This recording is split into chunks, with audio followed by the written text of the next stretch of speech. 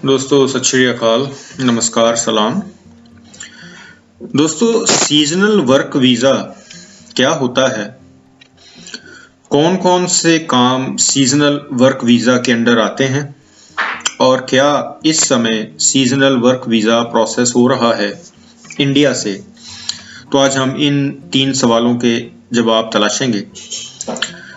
दोस्तों, इससे पहले कि मैं अपनी वीडियो स्टार्ट करूं, मैं एक बार फिर आप सभी लोगों को, जिन जिन लोगों की फाइल जून 2020 में लॉक हुई थी, उन सभी लोगों को सेफ की तरफ से ऑटोमेटिक ईमेल्स आ चुकी हैं।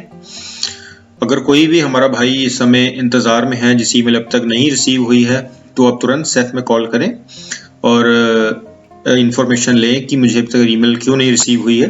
और दोस्तों, सेफ का नंबर बदल गया है, नया नंबर है, आप जो है उस नए नंबर पे कॉल करें। और दोस्तों, जैसे मैं हमेशा कहता हूं कि ईमेल और सपा का पोर्टल ओपन करने के लिए आप लोग अपने सेल फोन का इस्तेमाल ना करें, अपने लैपटॉप या पीसी से ओपन करें। अगर आपके पास नहीं है तो अपने किसी सर्कल में देखिए जिसके पास हो, ट्रस्टवर्दी बंदा हो, और उसके पास जाकर के आप चेक करें बार बार। और दोस्तों, जुलाई की अभी तक तो कोई अपडेट नहीं आई है। इतना जरूर पता लग गया है कि 30 जुलाई 2020 तक लोगों को फर्स्ट ईमेल रिसीव हो चुकी है। और अपॉइंटमेंट की ईमेल कब तक आएगी, जैसे ही मुझे कोई अपडेट मिलती है तो मैं आप सब लोगों के साथ शेयर करूंगा दोस्तों। तो दोस्तों अब हम बात करेंगे, ये एक बहुत इंपॉर्टेंट सवाल है जो मुझे कई लोगों ने पूछा है, क्योंकि कई लोगों की फाइल जो है वो रिफ्यूज हुई है दिल्ली एम्बेसी से। तो दोस्तों, जो इन्फॉर्मेशन मैं आज आप लोगों के साथ शेयर करने जा रहा हूँ वो इंडिया के लिए प्रिसाइसली है। बांग्लादेश, नेपाल और पाकिस्तान के अंदर इस प्रोफाइल प्रोसेसिंग हो रही है कि नहीं हो रही है, इसका मुझे पता नहीं है। पर मैं इतना ज़रूर कह सकता हूं कि अगर इंडिया के अंदर ये चीज़ बंद है तो होपफुली पाकिस्तान, नेपाल और बांग्लादेश के अंदर भी शायद बंद ही होगी। पर आप अपने लेवल के ऊपर इन मुल्कों में जो लोग रहते हैं वो कंफर्म करें, क्योंकि इंडिया का तो मुझे मालूम है वो कंफर्म्ड है। तो दोस्तों, सबसे पहला सवाल यही है कि ये सीजनल वर्क वीज़ा आखिर में होता क्या है। तो दोस्तों, आप लोग स्क्रीन के ऊपर भी इंफॉर्मेशन पढ़ सकते होंगे। तो दोस्तों, सीजनल वर्क का मतलब ये है कि साल में कुछ टाइम के लिए जब एक्स्ट्रा वर्क फोर्स की ज़रूरत पड़ती है, यानी कि लेबर क्लास, अनस्किल्ड लोग, तो कुछ कंपनियां जो हैं वो स्पॉन्सर करती हैं शॉर्ट स्टे वीज़ा के लिए। बट इस वीज़ा के अंदर जो इंसान ट्रैवल करते हैं पुर्तगाल के अंदर या दुनिया में कहीं भी, वो पेड होते हैं, वो काम कर सकते हैं। दोस्तों, पुर्तगाल के अंदर आर्टिकल 71 पैराग्राफ 1 के अंदर इसकी परमिशन दी जाती है। दोस्तों, शॉर्ट स्टे वीज़ा 3 महीने के लिए होता है और इनिशियली ये आपको 3 महीने के लिए ही वीज़ा मिलता है। पर अगर किसी प्रॉब्लम की वजह से या काम बढ़ गया है, तो जो आपका एम्प्लॉयर है जिसने आपको कॉन्ट्रैक्ट दिया है वो ज़्यादा से ज़्यादा 9 महीने टोटल, यानी 3 + 6 टोटल 9 महीनों के लिए ही वो एक्सटेंड कर सकता है। दोस्तों, इससे ज़्यादा एक्सटेंड नहीं हो सकता। और इस वीज़ा के अंदर दोस्तों आप लोगों को पीआर की फैसिलिटी नहीं मिलती है। आपको जॉब कर सकते हैं, आप जॉब करने के बाद जो आपकी इनकम हुई है उसके बाद आपको घर लौटना पड़ेगा दोस्तों। और इसके अंदर दोस्तों एक बहुत इंपॉर्टेंट चीज़ है, वो ये है कि आप लोगों को जिस एम्प्लॉयर ने कॉन्ट्रैक्ट दिया है वर्क का, वो कॉन्ट्रैक्ट उसी के ऊपर रिन्यू होकर के आगे 6 महीने के लिए हो सकता है। आप बाहर आकर के एक वीज़ा के ऊपर आप कॉन्ट्रैक्ट नया नहीं ले सकते हैं, आपको उसी में काम करना होगा। ऐसा नहीं आप कर सकते हैं कि भाई आप सुबह कहीं और काम कर रहे हैं, शाम को आप कहीं और काम कर रहे हैं। अगर इस तरह से आप पाए जाते हैं तो आपको डिपोर्ट किया जा सकता है, आपको ब्लैक लिस्ट किया जा सकता है। दोस्तों, ये चीज़ सेफ ने इमिग्रेशन लॉ के अंदर स्पेसिफिक कही हुई है, आप लोग देख रहे होंगे साथ में इमिग्रेशन की जो इंफॉर्मेशन की कटिंग। तो दोस्तों, आप लोगों ने इस चीज़ का बिल्कुल ख्याल रखना है कि कौन आपको एम्प्लॉयर यहाँ बुला रहा है। और दोस्तों, ये भी एक बहुत इंपॉर्टेंट है कि जो एम्प्लॉयर आपको बुलाता है वो रजिस्टर्ड होना चाहिए है, ऐसे ही कोई भी आपको बुला नहीं सकता है। तो आपने इस चीज़ का ख्याल रखना है दोस्तों, जब भी आप सीजनल वर्क वीज़ा अप्लाई करते हैं तो ये बातें आपके ध्यान में होनी चाहिए। उसके बाद दोस्तों, अब दूसरा सवाल ये उठता है कि सीजनल वर्क के अंदर कौन कौन सी कैटेगरीज जो हैं वो आती हैं। तो जैसे कि आप दोस्तों देख रहे होंगे मेरी वीडियो के अंदर आपको नजर आ रहा होगा कौन कौन सी कैटेगरीज हैं। तो दोस्तों इसके अंदर एग्रीकल्चर के अंदर आपको स्टॉक फार्मिंग, फॉरेस्ट्री, फिशरी और उसके बाद एकोमोडेशन, केटरिंग यानी कि जो रेस्टोरेंट इंडस्ट्री है, होटल इंडस्ट्री है, वो इसके अंदर आ जाती है।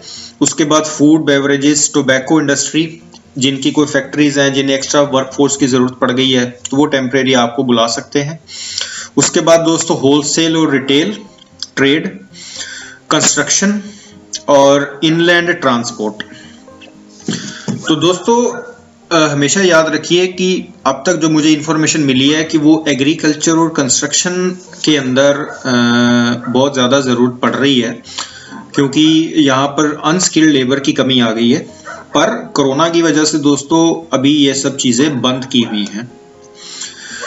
तो आप लोगों ने इस चीज़ का ख्याल रखना है दोस्तों कि जब भी आप अगर अप्लाई कर रहे हैं तो आपसे अगर पेमेंट मांगी गई है कि हम अप्लाई करने के पैसे आपको इतने खर्च करने पड़ेंगे या जो भी है, तो आप इस समय उनसे डील ना करें, क्योंकि सेफ जो है दिल्ली जो इमिग्रेशन में इंडियन पुर्तगीज जो एम्बेसी है वो अभी प्रोसेस नहीं कर रही है। तो वो कौन कौन सी वीज़े प्रोसेस कर रही है दोस्तों, अब हम उसके बारे में जानते हैं ताकि आपको जो पिक्चर है वो बिल्कुल क्लियर रहे। तो जो भी हमारे भाई इन वीज़ा के अंदर डील करने की सोच रहे हैं उन्हें पता रहना चाहिए कि आने वाले वक्त के अंदर या इस समय क्या चल रहा है। तो दोस्तों अब तीसरा सवाल जो सबसे इम्पोर्टेंट है कि क्या इस समय वीज़ा की प्रोसेसिंग दिल्ली से चल रही है कि नहीं, क्योंकि बहुत सारे हमारे भाइयों ने मुझे ये चीज़ लिखी है कि वो एम्बेसी गए हैं और एम्बेसी ने फाइल लेने से मना कर दिया है।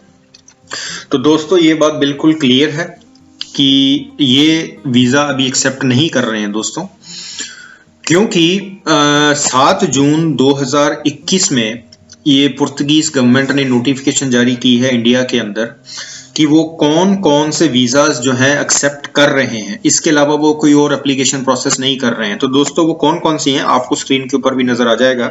सबसे पहले है फैमिली रीयूनियन D6 वीज़ा, उसके बाद सी फेयरर्स, उसके बाद स्टूडेंट वो भी embassy approved, and emergency cases approved by embassy will be accepted. यानी कि कोई इमरजेंसी केसेस हैं, यानी कि जो चीज़ एम्बेसी ने जिसमें हामी भर दी है उसने लीगलाइज कर दिया है, आपको डॉक्यूमेंट दे दिए हैं। और उसके अलावा जो मैंने आपको बताई आप कटिंग के अंदर भी देख सकते हैं दोस्तों, इसके अलावा कोई और वीज़ा पुर्तगाल की एम्बेसी प्रोसेस नहीं कर रही है।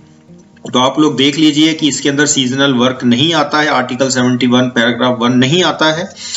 तो अगर आप लोग किसी भी ऐसे सीजनल वर्क कॉन्ट्रैक्ट देने वाले इंसान से मिल रहे हैं या आपको वो बुला रहा है तो वो आपको डॉक्यूमेंटेशन तो भेज देगा पर आपकी फाइल एक्सेप्ट नहीं होगी।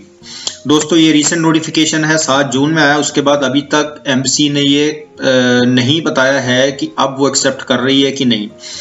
तो जैसे ही कोई एक्सेप्टेंस की नोटिफिकेशन नहीं जारी होगी तो मैं आप सब लोगों के साथ शेयर करूंगा दोस्तों, और उम्मीद है कि नेक्स्ट ईयर मैंने भी प्रोसेस करना है। पर जैसे कि आप लोग जानते हैं दोस्तों कि मैं जब तक सब कुछ सही नहीं है तब तक मैं कोई स्टेप नहीं उठाता, आप लोगों के साथ सारी जानकारी शेयर करता हूं। तो दोस्तों आप लोगों ने भी अपने जहन में ये बात रखनी है कि जब भी आप किसी भी वीज़ा पर्सन से डील कर रहे हैं तो आपके पास जानकारी पहले से होनी चाहिए है ताकि आप मिसगाइड होने से बचें। तो दोस्तों उम्मीद करता हूं कि ये वीडियो जो है आपके लिए कुछ इन्फॉर्मेटिव होगी। मिलेंगे अगली वीडियो के अंदर एक नई इन्फॉर्मेशन के साथ, एक नई जानकारी के साथ। दोस्तों अगर हमारे किसी व्यूअर को लग रहा है कि कुछ इन्फॉर्मेशन मेरी गलत है या इनकम्प्लीट है तो ज़रूर कमेंट सेक्शन में लिख करके बताएं। अगर आप लोगों के कोई सवाल है जिसके आप जवाब तलाश रहे हैं तो ज़रूर मुझे कमेंट सेक्शन में लिख करके बताएं ताकि मैं उन सवालों के सही जवाब आप लोगों तक पहुंचा सकूं। तो दोस्तों हमेशा याद रखें, जैसा कि मैं अक्सर हमेशा अपनी वीडियो में कहता हूं कि आप लोग अगर किसी से कोई इन्फॉर्मेशन ले रहे हैं या आपको कोई इन्फॉर्मेशन पास कर रहा है तो आपने उससे ये ज़रूर पूछना है कि ये सोर्स ऑफ इन्फॉर्मेशन है क्या, कि ये इन्फॉर्मेशन कहाँ से आई है, क्या ये सेफ ने बोली है। क्योंकि इमिग्रेशन के अंदर हम सेफ को ही मानेंगे, सेफ जो कहेगा हम उसी को फॉलो करते हैं, उसके अलावा हम किसी को फॉलो नहीं करते हैं दोस्तों। तो ये हमेशा याद रखिए दोस्तों। मिलेंगे अगली वीडियो के अंदर एक नई इन्फॉर्मेशन के साथ। आप सब लोगों का बार बार हार्दिक तौर से धन्यवाद।